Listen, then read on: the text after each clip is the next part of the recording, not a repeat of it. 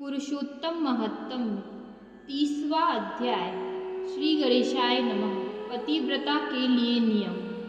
नारद जी बोले, हे तपोनिधि, आपने पहले जो पतिव्रता स्त्री की महानता बताई और उसके सहित व्रत उपवास में साथ रहने की बात कही, तो आप बताएं कि पतिव्रता स्त्री के क्या लक्षण हैं और उसे किन नियमों का पालन करना चाहिए। श्री नारायण बोले, हे नारद, पतिव्रता नारी मन क्रम वचन से अपने पति को निरंतर सम्मान देती है, अहंकार तथा क्रोध को त्याग कर पति की सेवा कर उसे आनंद देती है और स्वयं भी आनंदित होती है। पतिव्रता स्त्री को अपना पति ही सब कुछ होता है।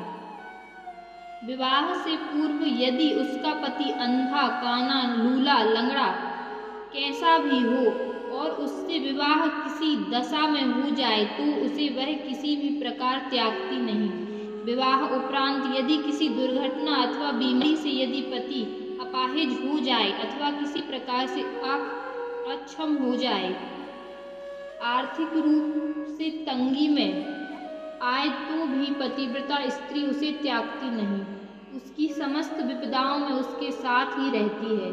पतिव्रता किसी भी लोभ या आकर्षण में आकर अपने पति को नहीं त्यागती। मन में किसी दूसरे की इच्छा करना, उसके साथ हंसना बोलना आदि उसे पसंद नहीं होता और वह इन बातों से बचती रहती है। पति के साथ उसके व्यवहार में कटुता नहीं आती, उसको अपने पति के कार्यों में सहायक के रूप में पाते हैं। पतिव्रता स्त्री कभी भी अपने पति से छिपाकर उसकी आज्ञा के बिना किसी को भी, यहाँ तक कि अपने भाई बहनों को धन नहीं देती है। पतिव्रता बुरे व्यक्तियों से, बुरी स्त्रियों से, बुरे कामों से सदा अपने को दूर ही रखती है। पतिव्रता कभी भी अपने पति के अलावा किसी व्यक्ति की प्रशंसा नहीं करती, पति के कार्यों में बिना सोचे समझे बाधा नहीं पहुंचाती, पति के बुलाने पर तुरंत पहुंच जाती है, अपने पति से ऊंचे स्वर में नहीं बोलती और अपनी सहेलियों में अपने माता पिता बंधु बांधवों से पति की बुराई नहीं करती, अपने पति से द्वेष नहीं रखती।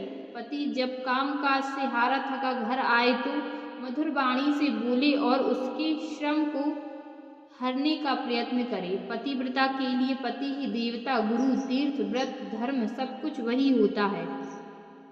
ऐसी पतिव्रता उत्तम लक्षणों वाली स्त्री अपने पति के साथ स्वर्ग का आनंद भोगती है।